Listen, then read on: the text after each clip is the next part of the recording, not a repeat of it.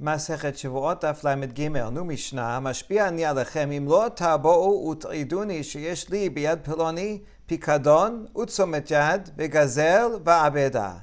Shevuah she'en anu yodin lecha edut en chayevin ela achat.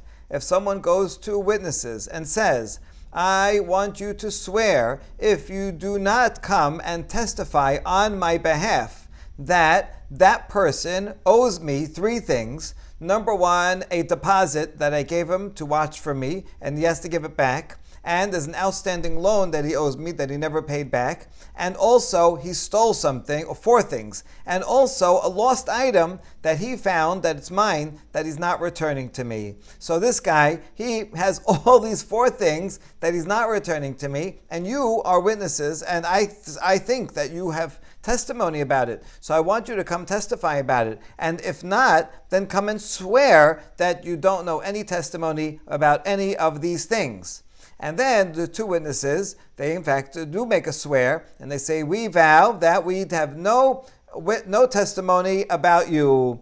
So in that case, they are liable. Let's say they're lying. They're liable only one korban, even though there were four claims that the claimant made, but in their vow they only said one vow about in general. We don't know any testimony about you. So all four of these particular items are included within this one vow, and the vow itself did not specify them. Therefore, they're only liable to one korban. However, Shevuah she'en anu yod'in lecha lecha biyad ploni pikadon utzomet yad vegazel va'abeda chayvin al kol achat ve'achat. If the witnesses say, we make a vow that we do not know anything about the case of you, of this guy, owing you not a deposit, and not a loan, and not a stolen item, and not a lost item. They specify all four things in their vow, then that's considered like they took four vows. They just happened to include it all in one, but it's like they said four separate vows, and if indeed they're lying about all of them, then they would be liable to bring four korbanot for each one of them. So even though the scenario is the same, and the claimant said the same thing, but the language of their vow will make a difference. If they say, we don't know any testimony, that's just one thing, but if they specify all four things, that's like four vows. Another example along the same lines. Mashpia ani alechem im lo tabo v'ta'idu sheyesh li biyad piloni pikadon chitin usorin v'chusmin shevuah she'en anu yodin lecha edut en chayvin el achat. Someone comes to witnesses and says, I want you to swear if you don't know testimony, if you don't come and testify that this guy owes me a deposit, and I deposited with him three things: wheat, barley, and spelt, and he has to give it back to me, and I think that you know testimony. Come and testify, and if you don't testify, I want you to swear that you don't know anything. And then the witnesses say, we swear we have no testimony about you. So they made one general vow, and if they're lying, they only bring one korban. But if the witnesses say, Shevuah she'en anu yod'in lecha edut, sheyesh lecha biyad ploni chitin usorin v'chusmin, chayvin al kol achat ve'achat. If they specify each one of them and say, we make a vow that we have no testimony about you regarding wheat, barley, and spelt, then that's considered three separate vows, and they violated all of them, so that's three korban olev yoreds for this Shevuat ha'edut. Mashbia ani alechem im lo tavo ut'iduni sheyesh biyad piloni nezek v'chatzi nezek תשלומי כפל, תשלומי 4 ו5, ושאנס איש פלוני את ביתי, ופיתה את ביתי, ושהיכני בני, ושחבל בי חברי, ושהדליק בי גדישי, ביום הכיפורים, הרי אלו חייבים. So now, if a plaintiff comes to witnesses and says, I want you to swear if you do not have testimony regarding me, that this person owes me, and now it gives a whole list. Each one is a separate case. It's an or between them, not an and. He doesn't know all of these things, but rather any one of them. So nezek, this person, he caused me damage, and he owes me money for the damage. If the witness says no testimony, and they say we don't know, and if they had testified, then they would have extracted money. By denying it, now this plaintiff is losing money. So that would be a simple case. of Shevuot ha'edut. Okay, so that's nezek, but the chidush is even for other things that are not really for damages. So if it's like a loan or damages, clearly that's something that a person has to pay, and the witnesses, by not testifying, now they're not going to pay. But even if it's something like chatzi nezek, which we'll see, there's an opinion that that's considered a fine, not damages, or double. If someone steals something and they have to pay double, once the regular amount that they stole, and the second part is a fine. Now, in a fine like this, if someone comes and admits that and says, listen, I stole from you, I want to return it, then they don't have to pay a fine. So, as the Gemara will discuss, in this case, it could be that the defendant might, before witnesses come, the witnesses haven't come yet. We know because the plaintiff is asking the witnesses, can you come and testify on my behalf that guy stole from me and he owes me double back?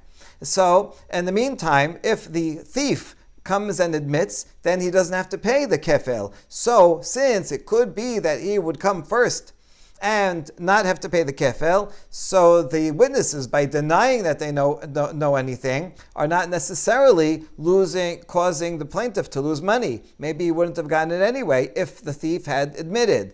So that's the chidush here, as the Gemara will explain, that if they deny, even in these cases, they are liable Shevuot ha'edut.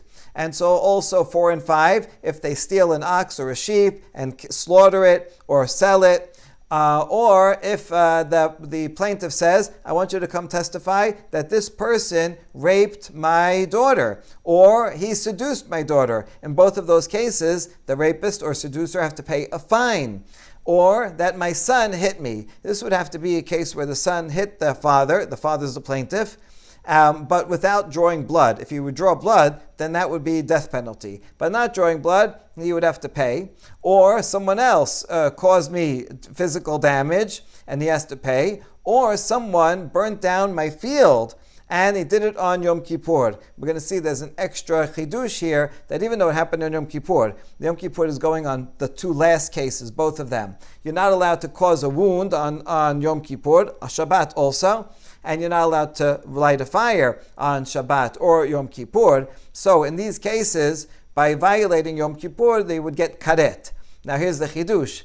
On Shabbat, if you would do this on Shabbat, if you would burn something down of your neighbor's field on Shabbat, since that's the death penalty, you wouldn't have to pay, because kim le b'derabah mineh.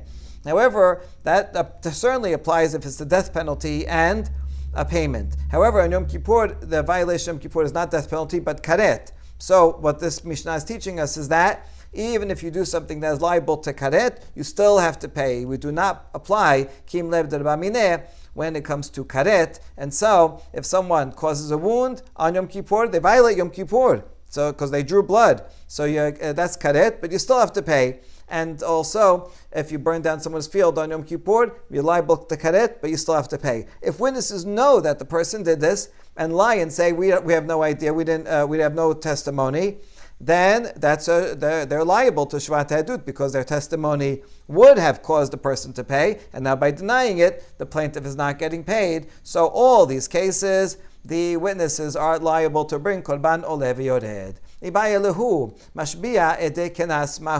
So the question was asked, if someone asks witnesses, a plaintiff asks witnesses to testify regarding a fine, and say, this guy owes me a fine, and they deny it, but turns out that they're lying, do they have to bring a korban or not? That's the basic question of our Mishnah. So let's try to figure out first the parameters of the question.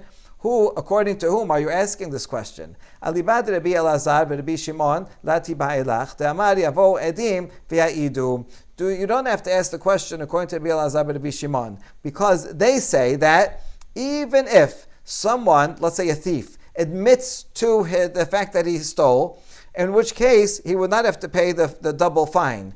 But if there are also witnesses, then even if the witnesses come afterwards, after he admitted, he has to pay. Right? That's what they say. Come, let the witnesses come. We're going to see Rabbanan disagree with this. Rabbanan say, listen, whoever comes first. If the witnesses come first, before the guy admits, then that's it. The witnesses prove that he's a thief. It doesn't help for him to come and admit afterwards. He's going to have to pay double. But if the thief comes and admits first, before the witnesses get there, then he's good. Then we know based on his admission, and there's no fine. That's Rabbanan.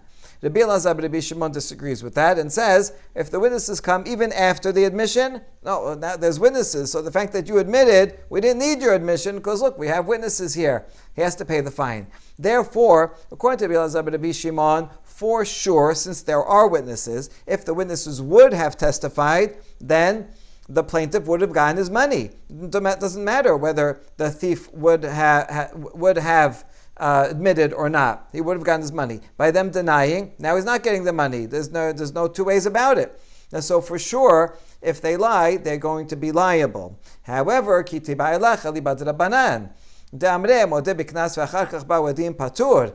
say that even if the thief admits that he stole, but then the witnesses come after, then the thief does not have to pay because he admitted first. Since he admitted first, the witnesses can say, listen, the fact that we denied the testimony, that didn't necessarily cause the plaintiff to lose money. Maybe the plaintiff wouldn't have gotten money anyway because the thief could have come and admitted, and then the plaintiff wouldn't have gotten paid anyway. So now that's the question. Since it's 50-50, we don't know. It could be that their denial would have caused lack of payment because maybe the thief would not have admitted, but maybe would have admitted. So that we're asking the question according to Rabbanan.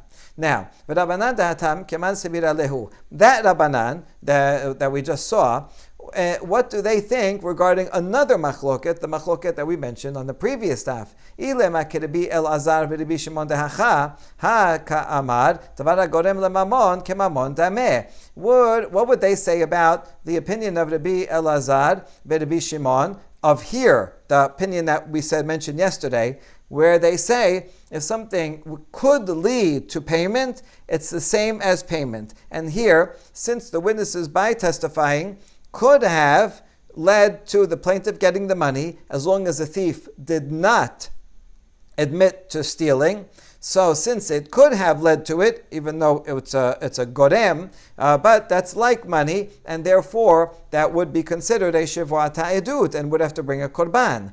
So if we say that, then for sure they would have to bring korban. There's no point in asking the question according to that. Ela k'Rabbanan dahacha. Rather, we're following Rabbanan in this machloket also. So it's Rabbanan in both of these controversies, because they say damre davara gorem lemamon lav kemamon dameh mai.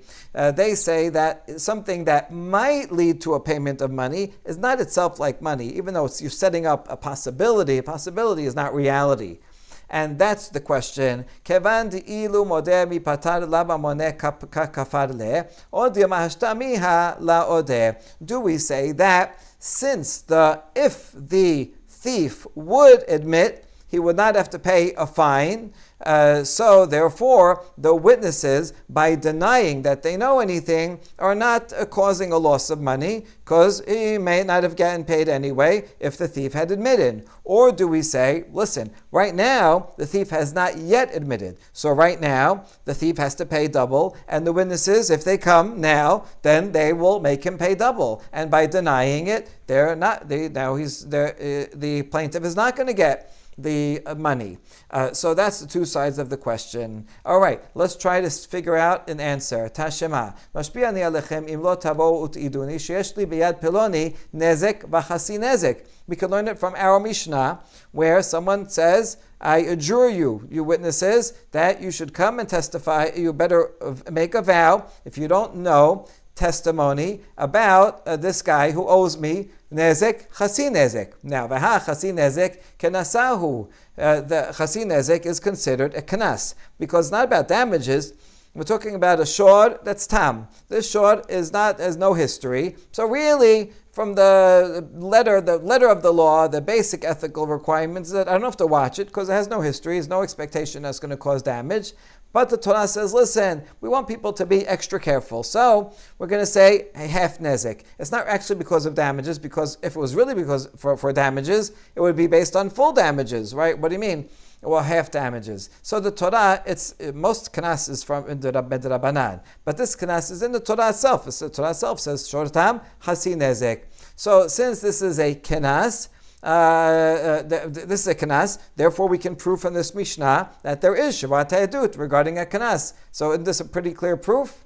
And the answer is not necessarily. There is another opinion that says the payment of chasi nezek is not a fine, but is actually because of damages. It's not full damages because you're not fully responsible since you wouldn't have expected it. So it's half, but it's still considered damages. That's a machloket elsewhere. So maybe this Mishnah follows the opinion that this is damages, not a fine, so we can't prove anything from here about fines. הניחא למאן דאמר פלגה נזקה ממונה, אלא מאן דאמר כנסה מאיקה לממר, בחסי נזק סרורות דהלכתה גמירי לה דממונה הוא. Okay, so that answer works well according to the opinion that says half chasi nezek is in fact damages. But what about according to the other opinion that says that it is a fine? How will they explain this Mishnah? And the answer is this Mishnah could be according to that opinion also, and still we won't have an answer to our question from this Mishnah, because everybody agrees that when an animal damages a shortam, damages not by goring, which is unusual for an animal to come and just gore all of a sudden, a shortam, that this opinion says is chasi nezek knas.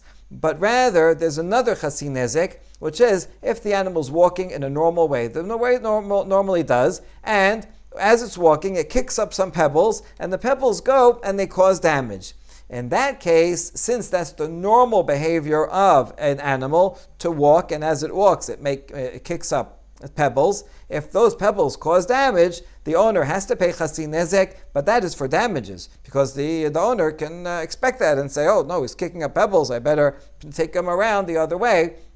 Make sure that doesn't happen, make sure no one gets hurt by that. So therefore, since that's something that he could have expected, everyone agrees that this is a halacha, an oral tradition, that this is mammon. And so therefore, the case of chasi nezek in the Mishnah could be talking about only nezek from pebbles, which is mammon. So far from this clause in the Mishnah, we do not have a proof regarding a fine. So let's try again. Tashema tashlume kefel. Oh, so the Mishnah mentioned paying double from a thief. So the second amount that he has to pay, the double part of it, is because of a fine, and it says there is Shevuot Hayadut. So it doesn't answer the question in the affirmative. There is a liability for korban regarding a fine, and the answer is no. Maybe mishum karana. Maybe the witnesses are considered guilty not because of the second half the second part of the double that they have to pay, but because of the principal that they have to pay. That part of the principal is clearly damages. And by saying we don't know any testimony, now the plaintiff will not be able to collect even the principal. So they're losing out on the principal. That's why they're considered liable for the principal. So there's no proof from here either. Okay, let's try again. Tashlumer bava chamisha. Maybe it's from the 4 and 5 for stealing an ox and a sheep and slaughtering it. And so that is a fine, right? The extra 4 times and 5 times, the meaning beyond the principal, the extra 3 or extra 4.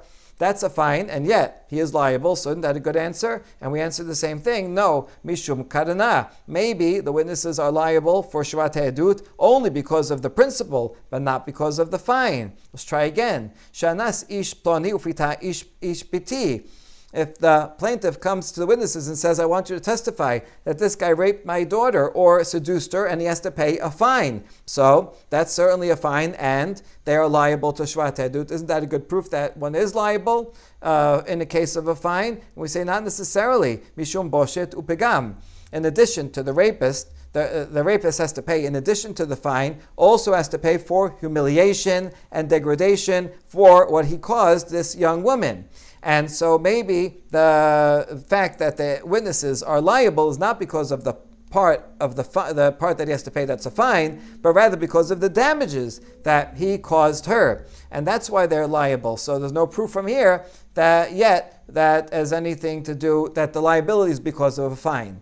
So now we look over this whole list and we say, "Mai kamash malan kulama monahu." If you're going to explain everything on the list and say that the witnesses are liable only because of the monetary part and not because of the fine part, well then, what's the Mishnah teaching? If the way anyone reads the Mishnah according to Peshat, it seems obvious that it's bringing all these examples because most of them have a fine aspect. And that's why it's bringing them to teach us this very law. If all of them are liable only because of the monetary aspect, then what is the Mishnah teaching us that's new? We already know that in the basic case, where there's money that could be paid because of damages or because one's owed the money, then one would be liable if one denies it. So what would the Mishnah be coming to teach us? If not that one is liable for denying a case of a fine.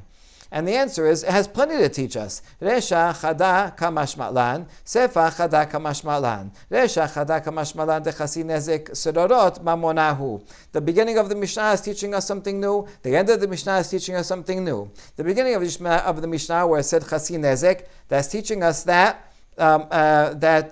pebbles, that animal, a short time that causes pebbles to fly out, is considered restitution, damages, and is not considered a fine. So that we wouldn't know that. So it's teaching us that. Sefa chada kamashmalan she'edlik et gedishi b'yom kippurim lapuke mai lapuke medibik nechunya ben akana. Tetanya Rabbi Nechunya ben Akana ya oseh yom kippurim keshabat letashamin ma shabat v'chule. And the end of the Mishnah, where it says if someone hit someone or lit someone's stack of grain on fire on Yom Kippur, then they are liable to pay, and therefore if the witnesses deny that they know anything, the witnesses will be liable korban, because their denial is preventing someone from getting paid.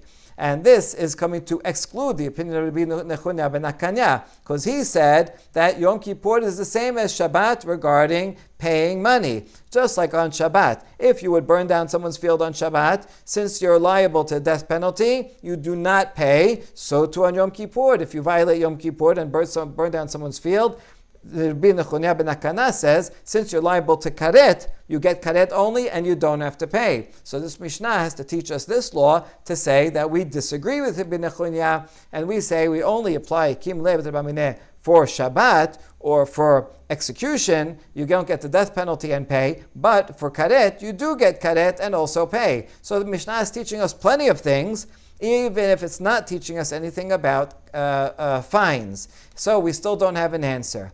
Let's try again. Tashema, mashbi'ani alechem, im lo tabo'u ut'iduni, shehosi ish peloni shemra al biti, chayavin, hodam epiatzmo patur. A Baraita teaches that if a plaintiff goes to witnesses and says, you better swear if you do not have testimony regarding me, that this person caused slander to my daughter. In other words, they got married, his daughter got married to this man, and then he claimed that she did not have bitulim. And it turns out that he was lying. In such a case, if that husband is found to have been lying, then he has to pay a fine of 100 shekel to the father of the bride. And he says, hey, witnesses, you know that this is true. I want you to come testify. And the witnesses deny. Says, no, we don't know anything. But it turns out that they were lying.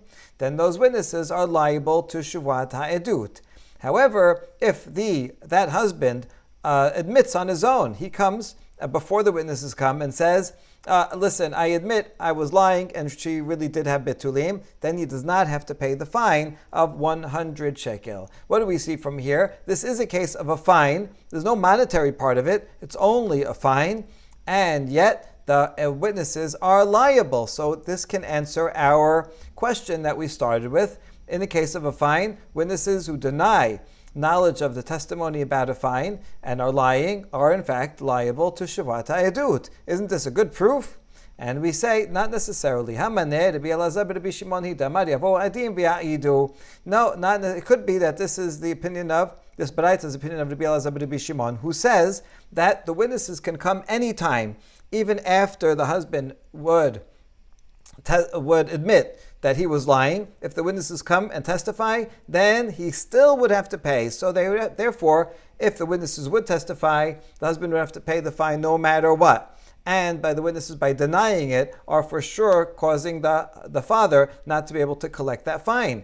And therefore, this is not a proof for our question, because it's only the opinion of Rabbi Elazar, Rabbi Shimon.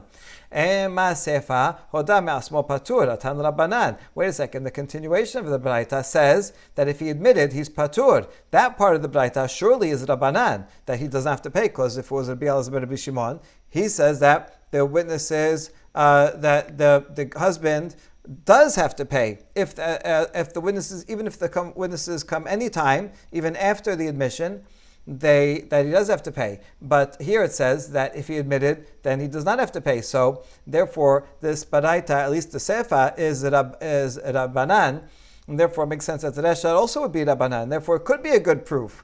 And we answer, no, not necessarily. Kula Rabbi Elazar Rabbi Shimon, we can explain the entire Baraita, even the Sefa, to be according to Rabbi Elazar Rabbi Shimon. And the last line is, here's what that means. Hachi kamar. Lamashka chadla hoda mepi asmo de patur ela hechadeleka edim kelal vehoda me'atzmo. Where do we find that if he admits, then he doesn't have to pay? Only if there's no witnesses at all, and he admits, then he doesn't have to pay a fine. But as long as there are witnesses, even if they come after the admission, they do have to pay. So maybe that's how to read the last line. And in fact, this baraita is only according to Rabbi Shimon, but we already established at the beginning that according to Rabbi Shimon, yes, certainly there would be Shevuot Edim in the case of a fine. But what about according to Rabbanan? Well, we leave that question unanswered, which is really quite astounding because this Mishnah, a simple reading of it, seems to be clearly, that's the whole point of the Mishnah, to say that a knas, if witnesses deny knowledge about a knas,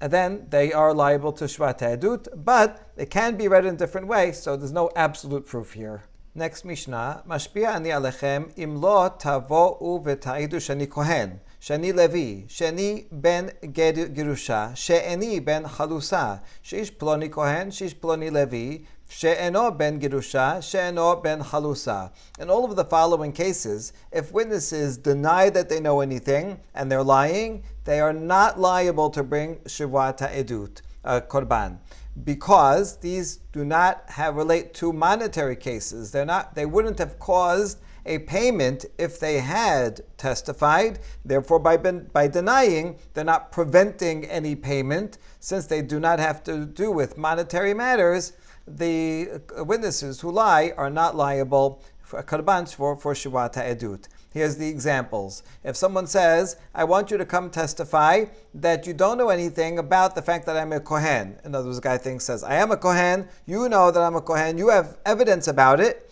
so come and testify. And they say, no, we don't know anything about it. Or that I'm a Levi. Or that testify that I am not a Ben Gerusha, that my father, who's a Kohen, did not marry a Gerusha and have me, because if so, he would be a halal. Or testify that my mother is not a chalutza who married a Kohen, which would also make him a halal. So the witnesses, the plaintiff claims, have testimony about that and they deny it. Or someone comes and asks the witnesses, can you testify about that guy, that he's a Kohen? I know you know something about it. And they say, no, we don't know. Or that guy is a Levi. Or that person is not the son of a Gerusha married to a Kohen, or the son of a Chalusa married to a Kohen. In all those cases, or even if they take an oath that they don't know anything about it and they lie, the witnesses are not liable to bring a korban. Sha'anas ish ploni et bito, ufita et bito. If someone comes and says, I want you to testify about that person, that he raped his own daughter. Now, if he would have, so who would get the money? Well, he's the perpetrator, he's the criminal. So you have to pay the father of the girl that he raped, but he's also the father of the girl. So the money would go back to himself, and therefore there is no payment. Whether they come and testify or don't testify, he's going to keep the money either way. Or the same thing if he seduced his own daughter, he would get the payment himself. Or v'shechaval bi beni, v'shechaval bi chaveri, v'shehidlik yedishi b'shabbat, hare'elu peturin. Or other cases in which the witnesses are also patur, but not because they're not monetary cases. These are monetary cases, and not because the payment would go to himself like these two, but rather in these cases they're not liable because these would all be chayav mitah. If someone says, go testify that that person, go testify about me, that my son hit me and caused a wound. If it's true, if they come testify that he really hit him and caused a wound, then that son would be liable to the death penalty and would not have to pay the father. So if they deny it, then also the son will not have to pay the father. So either way, there's no monetary payment.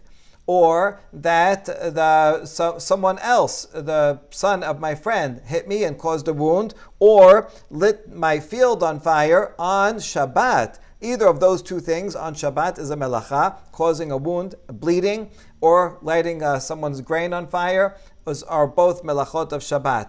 Because if the witnesses would testify, then that person would be liable to the death penalty. And since they're liable to the death penalty, everybody agrees, they wouldn't have to pay. So even if they testified, there will be no payment. So the fact that they denied did not cause a lack of payment. And therefore, in all these cases, the witnesses do not bring a korban for lying about the testimony that they know. Tama dish ploni kohen, dish peloni levi, ha mane lifloni biyad peloni chayavin, ha katani sefa ad shishmeu mipiato beya. We have a question about the clause that says, if someone comes and says to witnesses, I want you to testify that that person is a kohen, or that person is a levi, then they are patur. So seemingly because it doesn't have to do with a monetary case. So we can infer from this part of the Mishnah that if I went to witnesses and say, I want you to testify that Mr. A owes Mr. B money, since that is a monetary case, they would be liable. In other words, the first case is a third party asking the witnesses to testify about someone else, but it's only patur because it's not mammon. But here, it's also a third party asking him to testify about someone else that owes someone else money, not the plaintiff himself asking. And so, can't we infer that would be liable because the difference is monetary or not monetary case? But that's a problem because the continuation of the Mishnah teaches that it's only if the plaintiff asks the witnesses to testify and they say we don't know anything, then the witnesses are liable. But if a third party asks them, who's not the plaintiff, even the defendant who asks, then they are not liable. So we have a contradiction. Amar Shemuel, Shemuel says that our Mishnah, when it says that the person is coming and asks the witnesses, and he's a third party, and the witnesses are not liable only because it's not mammon, but if it was mammon, it would be. We're talking about someone who has authorization. He has power of attorney, right? That the plaintiff gave to this guy. Listen, I can't make it out. I'm far away. I'm sick. You be my power of attorney. Gives him written authorization. This is not just an agent that says, hey, do me a favor, but someone with full power. That person, yes, he can act as the plaintiff. Hold on. Then the rabbis in the Hardeah say we do not write an authorization, power of attorney for movable objects. Only for land, that's a more serious thing. You write about it, but this is for movable objects. And here he's just asking him to pay. So it's just about movable objects, not about land. So how could he write a letter of authorization? The answer is that this statement that we do not write a letter of authorization on movable objects, that's only true at the beginning of a case before you even asked and the other person said no. But if you're asked about a movable thing, hey, you owe me this thing, and the other person says, no, I don't owe it to you, then that's already, we escalated to something more important, and in that case, someone can write a letter of authorization. So this Mishnah here is talking about where someone's given power of attorney, but if not, then it has to be the plaintiff himself that asks the witnesses in order for the witnesses to be liable. Now our Mishnah was assuming and teaching that witnesses are only liable if the thing that they would have testified about is a monetary claim, but not if it's a claim about personal status like being Kohen or Levi. How do we know that? We're going to see a few different answers. Rabbi Eliezer Omer, Ne'emar kan o'in, v'ne'emar lalan o'in. Rabbi Eliezer says it's an unusual type of gezerah shava. It's not from a particular phrase or word, but rather from the fact there are many o's. O'in is the plural of the word o, meaning or. So here in Shevuot Edut, there's many ors, because the pasuk says, if he hears the voice of an oath, and he's a witness, and he saw, or he knew. So it gives many different cases. Did he see? Did he know? Many different cases. And a similar style in Shevuot Pikadon. There also it says, he deals falsely with his neighbor in a matter of deposit, or an outstanding loan, or a robbery, or exploited a sale, or he found a lost object. So there also it gives many different ohs. So just like over there, that's talking about monetary cases. Look at all the things on the list. They're all monetary cases. So to here, Shevuot Edut has to be monetary cases. That's the Gezerah Shavah. Or in the rosech yochichu, hold on, there's a lot of oz regarding a murderer. Says if he shoved him with hatred, or cast him on a vessel without lying in wait, or in enmity and smote him with his hand. So list multiple cases with or. And so that's talking about a murderer, and murderer is not a monetary case. So why not compare Shevuot Ha'edut to Rotzeach and say that one is liable for Shevuot Ha'edut even if it's not a monetary case? No. Let's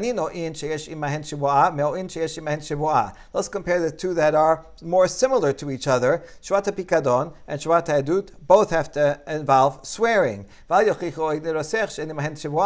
a murderer, there's nothing over there about swearing, so that one is not more as similar to these other two. Okay, let's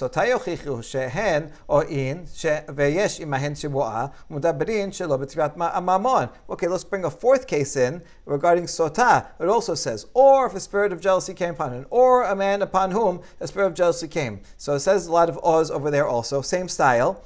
And over there is a vow, because the Kohanim make the woman take a vow, and that's talking about not monetary cases, but rather prohibition. So why not learn a Shevuot Ha'edut from Sotah and say that Shevuot Ha'edut applies even when it's not a monetary case? And the answer to that is Danino in sheyesh imahen shevuah ve'en imahem kohen me'o'in sheyesh imahen shevuah ve'en imahem kohen v'aduchicho in the rosech sheyesh imahen she'en imahen shevuah v'aduchicho in the sotah she'af al pi sheyesh imahen shevuah yesh imahem kohen. Of these four, we're going to bring the two that are most similar.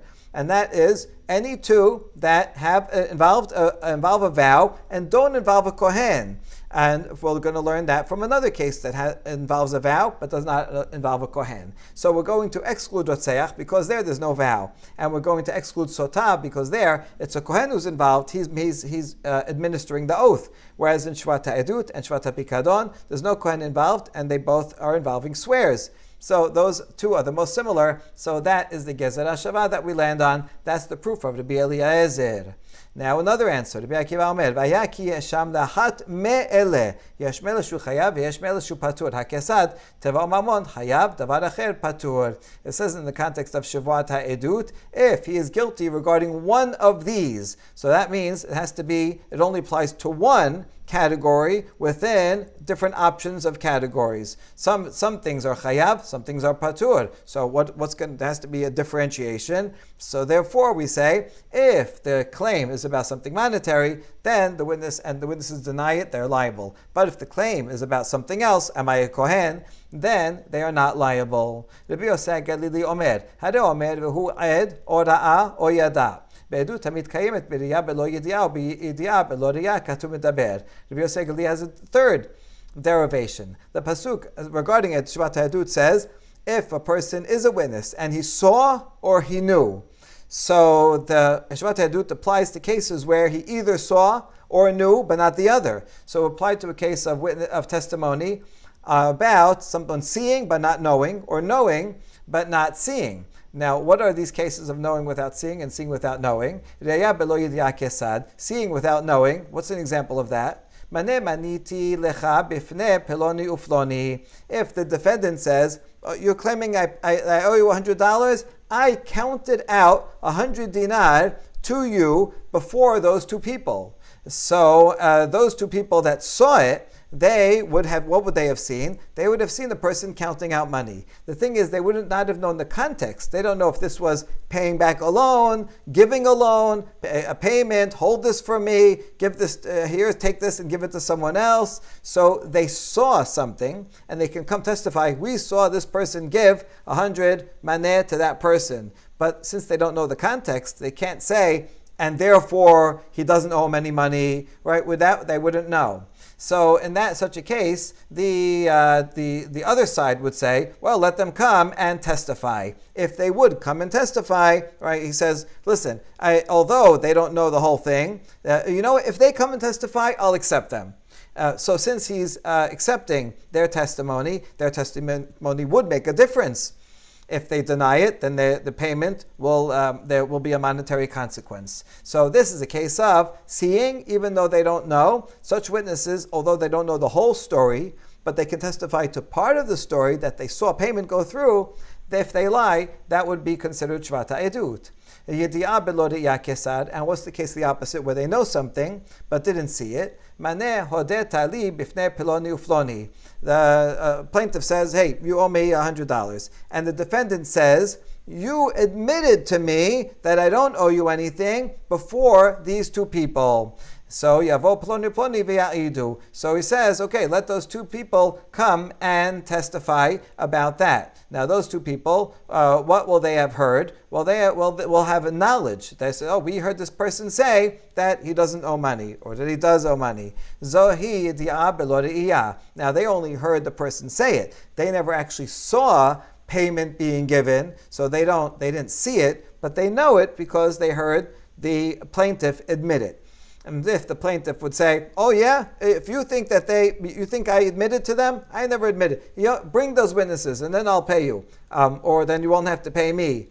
So in that case, those are witnesses who know but have not seen. If they lie, then that's consequential, because if they would testify, there would be a payment, and by lying, they're not making a payment, and that's Shevuot Edut. So all this is part of Rabbi Yossi HaGalile's proof, because you see that both of these examples are monetary claims, and how could you come up with non-monetary claims that would fit in to this scenario of knowing without seeing, or vice versa? So as Rabbi Yossi says, proof that Shevuot Edut only applies to monetary claims. רבי שמעון אומר, חייב כאן וחייב בפיקדון. מה להלן אינו מדבר אלא בתביעת ממון, אף כאן אינו מדבר אלא בתביעת ממון. Rabbi Shimon is going to learn it from also a comparison between Shevuot Edut, where one is liable if one swears falsely, and Shevuot Pikadon, where also one is liable if he swears falsely. But Rabbi Shimon is not using a gezerah shava, but just a conceptual comparison. And it just makes sense, just like over there regarding Shevuot Pikadon, as talking about monetary cases, so too here. It's also written right next to it in the same chapter. So it makes sense that Shevuot Edut should also be regarding monetary cases. And not only is it similar, ve'od kal v'chomer ma pikadon she'asa bo nashim k'nashim, kerubim k'rechokim, pesulin k'kesherim, ve'chayav al kol achat ve'achat, bifnei betin ve'shelo bifnei betin, eno medaber ela betviat mamon, עדות שלא עשה בה נשים כאנשים, קרובים כרחוקים, פסולים ככשרים, ואינו חייב אלא אחת בפני בית דין, אינו דין שלא יהיה מדבר אלא בתביעת ממון. And furthermore, we can derive it from a kal vachomer regarding Shevuot HaPikadon. There, the same is true for men and women. If a man or a woman are given something, a deposit, and then they deny and they say, no, I don't have it, and they lie, they're liable. So Shevuot HaPikadon is more expansive. It includes both relatives and not relatives, people that can a valid witness and invalid witnesses. And one is liable for each and every time one makes that vow. If you make multiple vows, then you're liable for each one you make. They apply if you make the vow in front of Bet Din or outside of Bet Din. And in that case, even though it's so expansive, it includes all those cases, yet is limited to only monetary cases, then all the more so Shevuot Edut, which is much more limited. It only applies to men and not women. It applies to non-relatives, not relatives. It applies to valid witnesses, not invalid witnesses. And one is not liable unless you say it in Bet Din. All the more so that it will, since its application is limited in so many other ways, it makes sense that it will be limited also to a monetary case. So that's a good kal vachomer. Now we reject this kal vachomer because we question it. Ma lepikadon sheken lo asa bo mushba kenishba umezid keshogeg. Toma bedut sheken asa ba mushba kenishba umezid keshogeg. You can counter that Shevuot HaPikadon is actually limited in another way that is not true for Shevuot Edut, because Shevuot Pikadon, someone who only applies to someone who takes a vow himself, not if the vow is administered by others. And we do not say that doing it on purpose is the same as by mistake. Shevuot HaPikadon is only true b'shogeg, one is liable, but not b'mezid. So how can you compare that to Shevuot Edut, where that applies more expansively, both to someone who vows himself and if it's administered by others, and it applies if someone does it b'mezid or b'shogeg. So there are some ways in which Shevuot Edut is more expansive, so maybe it'll be more expansive and include cases that are beyond Mammon. Talmud lomar techeta ligzera shava. Ne'emar kan techeta, ne'emar lehalan techeta. Ma lehalan eno medaber ela b'tbiat mamon, af kan eno medaber ela b'tbiat mamon. So therefore, we're going to actually use the help of a gezerah shava. It says the word techeta in both contexts, and therefore, just like over there it says techeta, and here it says techeta, just like over there in Shevuot Pikadon. It's only if it's a monetary case, so too, Shevuot Ha'edut is only in a monetary case. Baruch Adonai Le'olam, Amen ve'amen.